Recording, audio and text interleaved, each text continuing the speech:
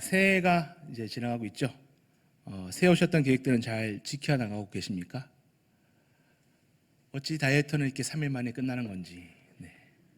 책은 사놓았지만 하루를 넘어가지 못하는 이 시간들이 있는데요.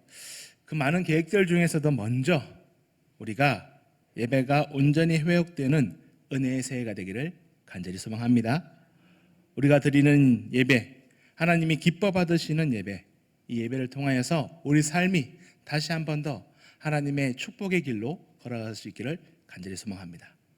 그런 의미에서 여기에 모신 모든 분들은 그 길을 걸어가고 계신 줄로 믿습니다.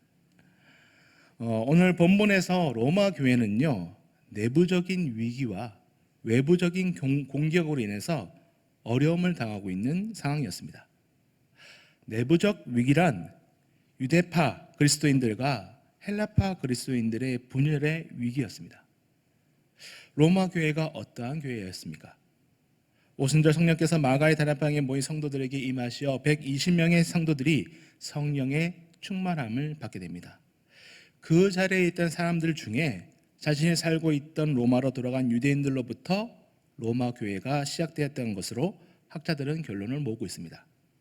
이처럼 처음 로마 교회는요, 유대교 그리스도인들로부터 시작이 되었습니다. 그리고 이후 헬라파 사람들이 복음을 듣고 함께 하게 되었습니다. 복음의 능력으로 인해서 이들도 함께 예배할 수 있게 되었던 것이죠. 그러던 중 AD 49년 로마의 황제인 글라우디아가 로마에 있는 유대인들을 박해하기 시작하였고, 로마 사회를 어지럽게 한다고 하여 헛소문을 퍼뜨려 반란의 위험이 있으니 모든 유대인들은 로마를 떠나라고 명령을 합니다. 남아있게 되었을 때 잡혀 목숨을 잃게 되었던 상황인 것이죠. 이 사건으로 인해 로마를 지키고 있던 유대인 그리스도인들은 목숨을 부지하기 위해 로마를 떠나 다른 곳으로 피난을 가야 했던 상황이었습니다. 결국 이 일로 로마 교회는 유대인이 아닌 헬라인 그리스도인들만이 남게 된 것이죠. 그로부터 5년 후 글라우디오 황제가 죽게 되므로 로마를 떠나야 했던 유대인들은 다시 돌아올 수 있게 되었습니다. 예전에 예배드렸던 교회로 다시 하나의 모습이 된 것이죠. 그런데 어떤 일이 벌어졌을까요? 5년이라는 시간을 통해 로마 교회의 중요한 일들은 이제 헬라인 그리스도인들이 주축이 되어 교회 일들을 주장하고 있는 상태였습니다. 그러다 보니 로마 교회는 유대인 그리스도인들과 헬라인이었던 그리스도인들 사이에 서로 다른 풍습과 생각들로 인해서 교회 안에 예상하지 못한 다툼과 분열의 조짐이 보이기 시작하게 된 것이죠. 먼저 율법의 해석을 가지고도 다툼이 일어났습니다.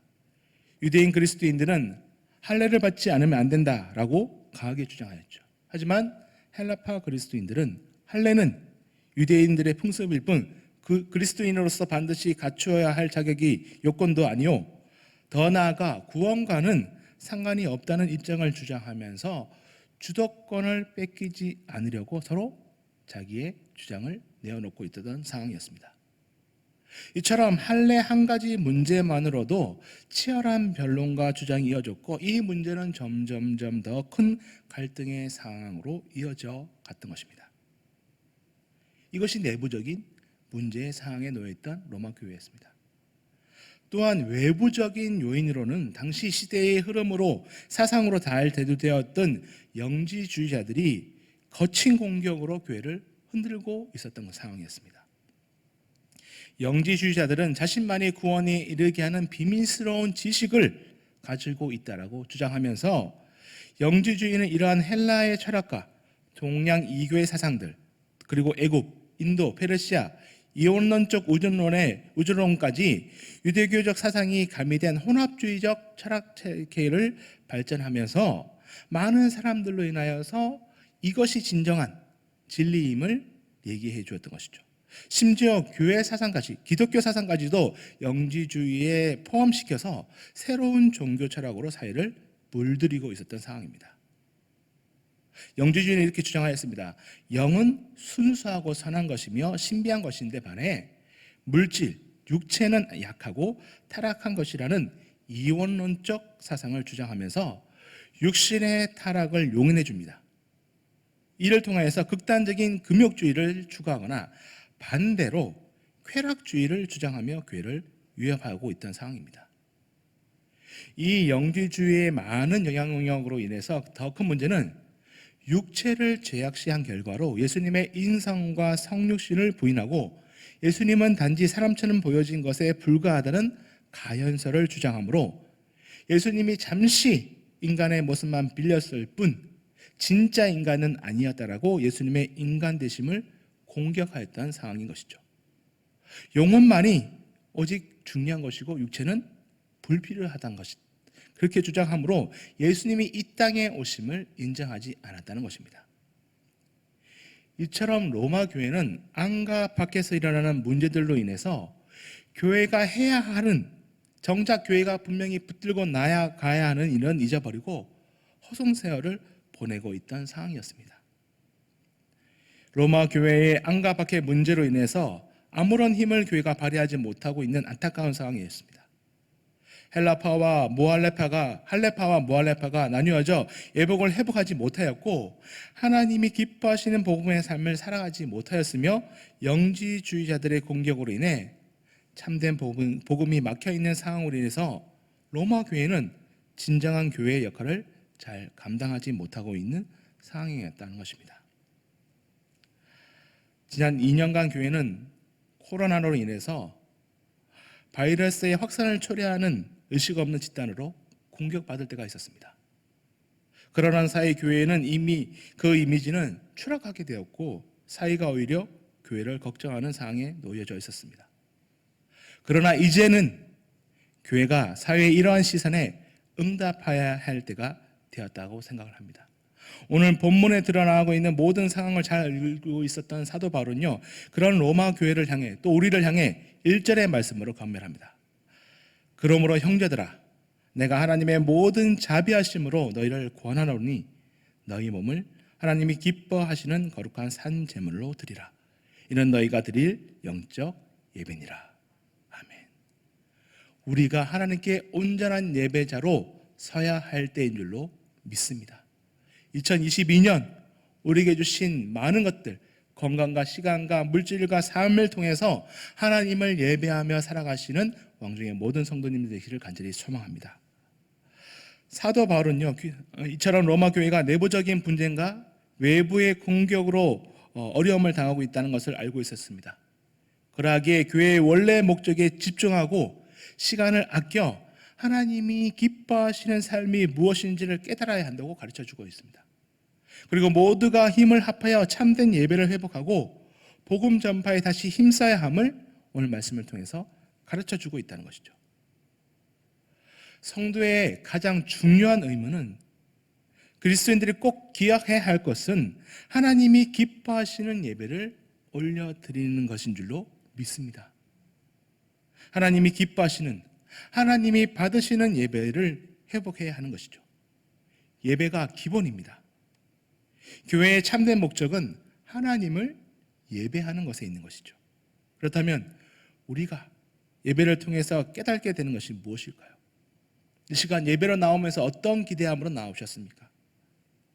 우리는 예배를 통해서 구원의 감격을 회복하는 자들인 줄로 기억하시기 바랍니다. 그러하기에 우리는 예배의 시간이 기쁨의 시간이자 하나님의 은혜를 다시 한 번 더 다시 한 번 더 체험하게 되는 귀한 시간이 될 줄로 믿습니다. 성도는요, 예배를 통해서 행복을 찾아가는 사람들입니다. 예수 그리스도를 믿음으로 구원받은 그 은혜를 기뻐하며 그 기쁨을 우리의 삶에서 이어가는 자들이 바로 성도들이라는 것이죠. 사실 예배는요, 기쁨의 자리가 아니라 두려움의 자리였습니다. 예배의 기원은 제사입니다. 죄로 인해 하나님 앞으로 나아갈 수 없었던 나를 대신해 제물을 바침으로 우리의 죄를 속량받아야 했습니다. 제물의 죽음이 있어야 예배할 수 있었다는 것이죠. 그런 제사를 변화시켜 주시기 위해 예수님이 이 땅에 대속제물로 오십니다. 이 십자가의 사건을 통해 이제 예배는 구원의 기쁨을 노래하는 예식이 되었다는 것이죠. 모든 사람이 죽을 수밖에 없는 자들이었지만 예수 그리스도를 믿음으로 말미암아 이제 하나님 앞으로 온전하게 나아갈 수 있는 은혜를 얻게 된 구원의 감격을 회복하는 것이 예배드림의 참된 은혜임을 꼭 기억하시기 바랍니다. 이 시간, 이 자리가 구원의 감격으로 인해 기쁨이 넘쳐나는 예배의 자리가 되기를 간절히 소망합니다. 사도 바울도 당시 로마 교회가 겪고 있던 여러 가지 문제들을 함께 고민하였습니다. 그래서 로마 교회 성도들에게 믿음으로 서로를 인정하며 영과 육체를 나누는 시대의 사상을 따르지 말고 예수님께서 이 땅에 육신으로 오셨고 십자가에서 죽으심으로 모든 인류의 죄를 속량하셨음을 믿고 우리의 삶을 통해 예수 그리스도의 복음을 전하는 성도의 삶을 살아가야 함을 오늘 말씀을 통해 가르쳐 주시고 계신 것이죠. 이처럼 로마 교회가 겪고 있던 문제를 해결하기 위해서 사도 바울은요, 진정 복음으로 변화받는 성도가 기억해야 될 것, 율법의 완성인 할례나 모할례가 중요한 것이 아니라 서로를 이해하고 사랑함으로 배려하고 인정하는 믿음의 성숙이 있어야 함을 가르쳐주고 있는 것입니다.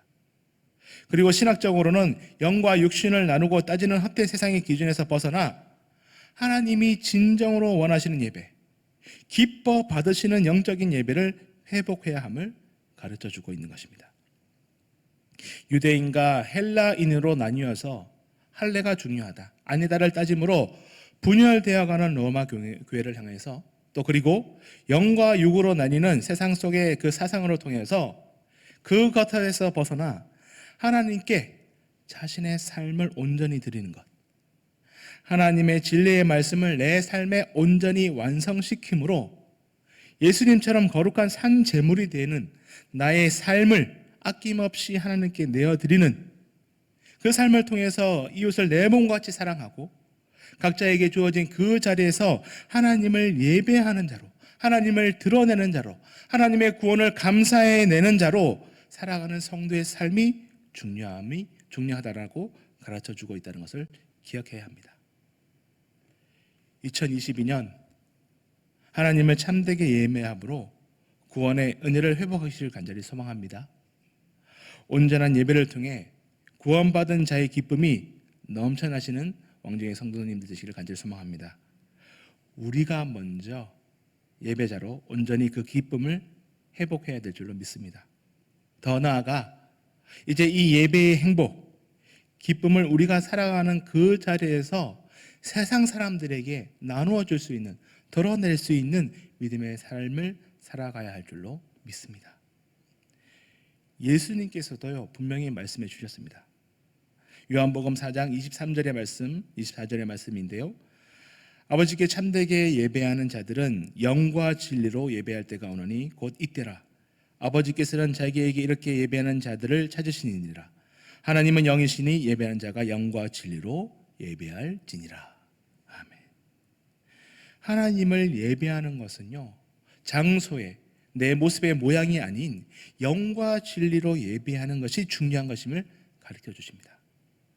하나님께서 교회 안에서만 예배하는 것이 아니라 우리가 살아가고 있는 그 자리에서도 예배의 기쁨과 예배의 삶이 계속 이어지기를 원하심을 우리에게 가르쳐주고 있다는 것이죠. 요한복음의 내용처럼 이 내용은 사마리아 여인과의 질문에서 나온 말씀입니다.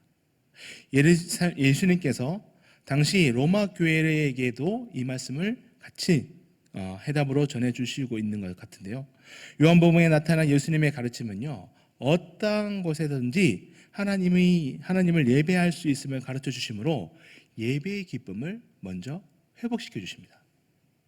이 예배의 회복을 통해서 한 여인의 삶은 큰 변화를 가져오게 되죠. 예배 장소를 따져야 했던 이 여인은요, 예루살렘에 있는 성전에 들어가야 온전히 회복된다라고 믿고 살았습니다. 그러나 사마리아 여인, 또 부정한 자신의 처지로서는 예루살렘 성전에 들어갈 수 없는, 그래서 진정한 예배를 드릴 수 없는, 다시 말해 예배의 기쁨을 누릴 수 없던 불행한 사람으로 살아왔다는 것입니다. 자신의 처지로 인해 율법에 묶여 살아갈 수밖에 없는, 스스로의 방법으로는 이 삶의 굴레에서 벗어날 수 없었던 이 여인은 예수님을 만남으로 예배의 기쁨을 회복하게 됩니다. 그리고 그 삶이 기쁨의 삶으로 변화받게 되는 것이죠.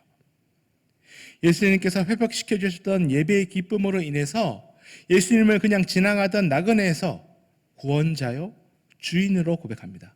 그리고 그 예수 그리스도를 전파하는 자로 이 여인의 삶은 변화받게 됩니다. 여자가 물동이를 버려두고 동네로 들어가서 사람들에게 이르되 내가 행한 모든 일을 내게 말한 사람을 와서 보라. 이는 그리스도가 아니냐 하니라 라고 이야기하죠. 이제 진정으로 예수님을 만나는 자리, 예수님을 나의 구원자로 고백하는 경배의 시간을 통해서 자신의 옛 것들은 다 내려놓고 하나님의 선하시고 기뻐하시고 온전한 뜻을 이루어 나가는 삶을 살아가기 위해 이 여인의 삶은 변화받게 됩니다.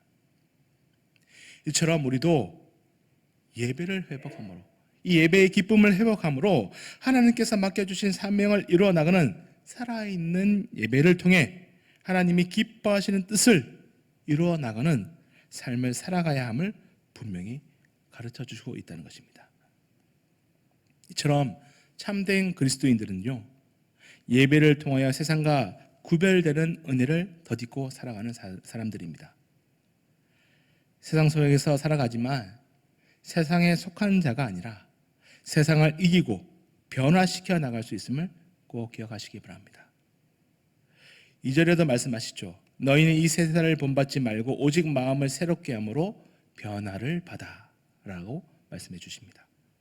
새롭게 함은요, 이전과 완전히 다른 마음의 새로움을 뜻합니다. 그러즉 누구든지 그리스도 안에 있으면 새로운 피조물이라 이전 것은 지나갔으니 보라 새 것이 되었도다 라고 말씀해 주십니다. 죄로 죽어가던 죄인이 하나님의 자녀가 된 것을 새 것이라고 표현하고 있는 것이죠. 내가 중심이 되는 마음의 기준이 아니라 예수 그리스도의 복음이 중심이 되는, 기준이 되는 성도의 마음을 가르쳐주고 있다는 것입니다.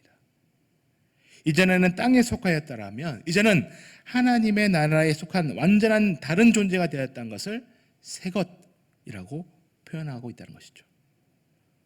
우리 모두가 이미 예수 그리스도를 믿음으로 새 사람인 줄로 믿습니다. 그러하게 새로운 사람은요, 변화된 것은 변화됨으로 무할례자가 할례를 받는 자를 존중하고 할례자는 무할례자를 이해함으로 복음으로 서로를 허용하고 형제로 받아들이는 변화의 단계가 로마 교회에도 꼭 필요함을 사도 바울은 이야기해 주고 있는 것이죠. 기도하지 않던 사람이 기도하는 사람으로, 말씀에 관심이 없던 사람이 말씀을 사모하는 사람으로, 예배를 귀찮아하던 사람이 예배 없이는 못 사는 사람으로 바뀌는 것, 이러한 변화를 통해 예수님께 온전한 예배자로 나아갈 수 있다고 분명히 가르쳐 주십니다. 조롱받고 비난받는 교회가 내부로부터 사랑과 용서로 자비함으로 바뀌어가는 것, 이것이 교회의 변화인 줄로 믿습니다.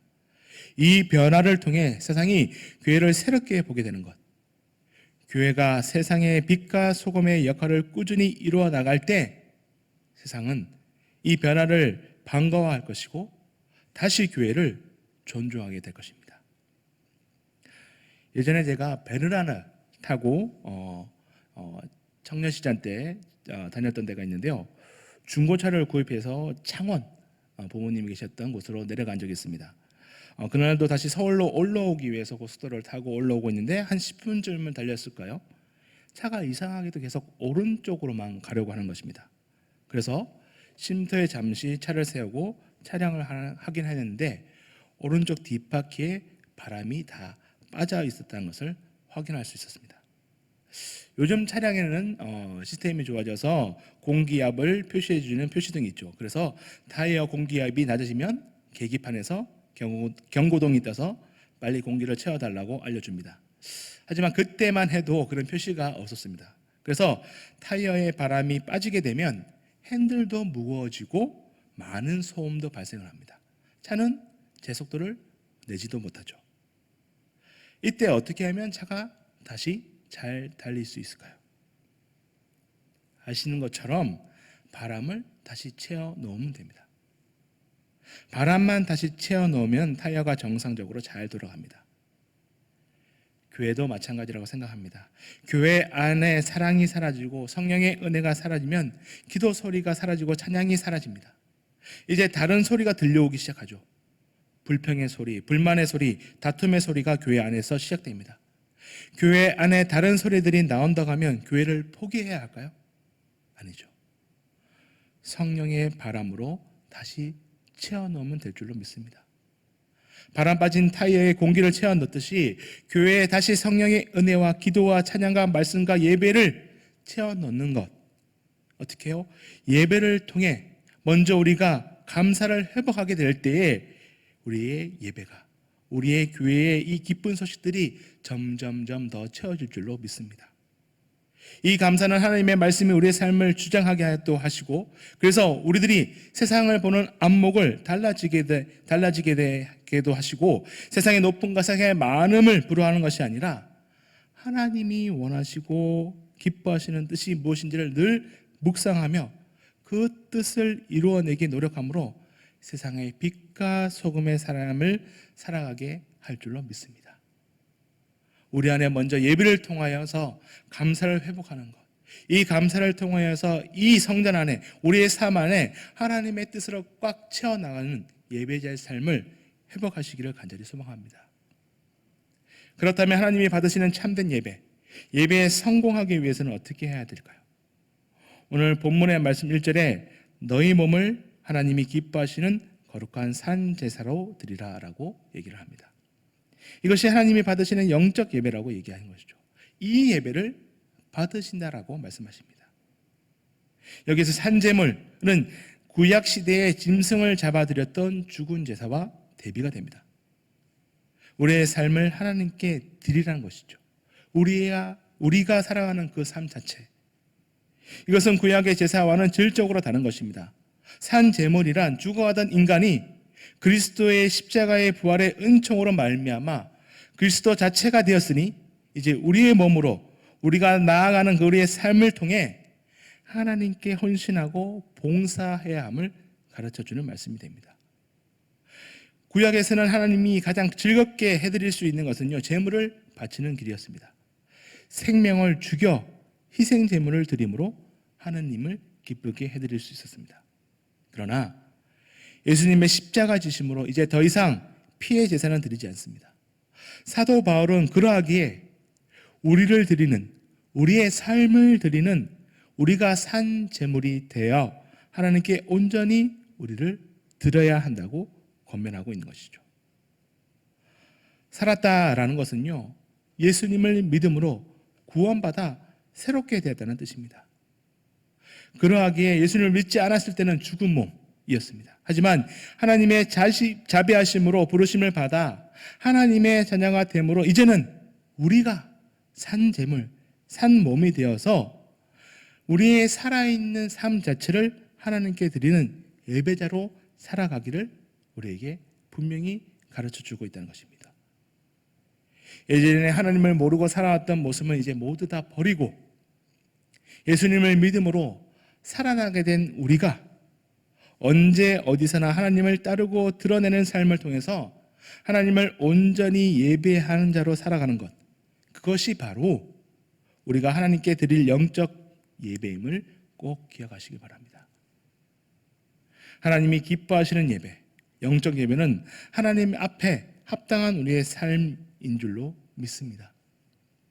물론 하나님은 우리가 예배당에서 모여서 예배하는 것을 기뻐하십니다. 그렇지만 그것만이 아니라 오늘 말씀을 통해서 우리에게 알려주신 것, 예배에 있어서 가장 중요한 것은 예배자, 산 제물, 우리의 삶임을 기억하셔서 예배자인 우리의 삶 속에서 하나님이 기뻐하시는 뜻이 무엇인지를 깨닫고 나의 삶을 드리고 나의 시간을 드리고 나의 물질을 드림으로 하나님이 기뻐하시는 그 자리에서 우리의 모습으로 온전히 하나님을 예배할 수 있는 진정한 예배자들 되시기를 간절히 소망합니다. 2022년 예배를 회복하심으로 하나님이 기뻐하시는 삶을 살아가시는 왕중의 모든 성도님들 되시기를 간절히 소망합니다.